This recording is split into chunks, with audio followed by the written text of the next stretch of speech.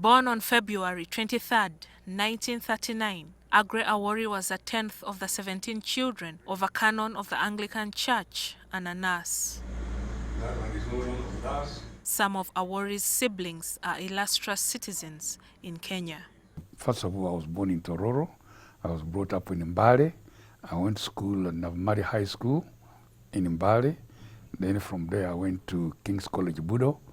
I went to Harvard University in the United States of America. While at Harvard University, Awori, an accomplished sportsman, joined the Pan-African movement, which interested him in Uganda's politics. In 1967, after obtaining a master's degree from the United States, President Apollo Milton Obote appointed him director of Uganda Television. In 1969, he was caught in the ugly storm between Obote and his army commander, Major General Idi Amin. Amin ambushed us. When Obote was in Lusaka for the summit, he came to Nakasero and he said, "I want to appear on TV." And as we were preparing, we saw people surrounding the studio. I said, "Now how do I go about this? Is this man trying to take over the government or trying to make a statement which can cause me trouble?" So what I did was try to call my senior political leader, and that was the late Alex Ojera, the Minister of Information, who said, if he's there, call the Minister of Defense. Alex Ojera, the Minister for Information, later advised Awori to call Lusaka, Zambia, and inform Obote about the situation in the UTV studio. For me to place a call to Lusaka would take time. Finally, I got hold of the late Ohito Jok. He was very an agile man, very fast. He came. We decided we would record the program and make Amin believe we were going live. And among the many statements he made, some of them treasonable, was, "I fear nobody except God." Although they were friends, Amin never forgave Awori for that slight. 2 years later, in 1971, Amin appeared at UTV again to read a statement announcing his successful coup.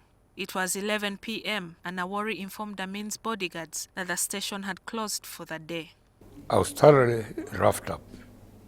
As a matter of fact, if it hadn't been for Amin himself, when I was brought before him, literally in my underpants, it would have been ugly. That year, Awori fled into exile, where he taught political journalism at the University of Nairobi. In 1979, he returned to Kampala as a special assistant on security to President Godfrey Binaisa. He was active in the politics of the Obote II regime. And some of us tried to bargain with Obote that we bring Museveni into the government and contain him. Because he alone, he in the bush, without our control, anything can happen. Because we have seen how he works. But somehow some people will not allow that, say no. President Obote sent Awori to Washington and later Brussels as an ambassador, where he says his main job was to buy guns for the government. The people who overthrew Obote II, the contingent that took Kampala were not Ugandans. I can't go into details. Yeah, but the situation was not very good. But they went back. Others have stayed. Awori was rumored to have started a rebel group, force Obote back again. He later returned to Uganda and was elected to the Constituent Assembly. He stood in the 2001 presidential elections, where he polled 1.4% of the vote.